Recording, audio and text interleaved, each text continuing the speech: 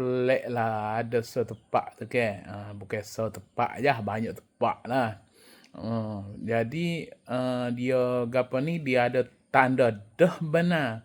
Dia tulis parking OKU. Tapi gak parking OKU. Engkau duk tengok-tengok tak ada pun lambat OKU. Sebenarnya dia kena pamer. Kalau betul dia ada gapo ni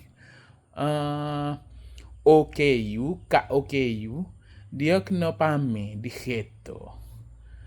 Dia kena tulis orang OKU kena pamer molek. Barulah boleh parking tempat OKU.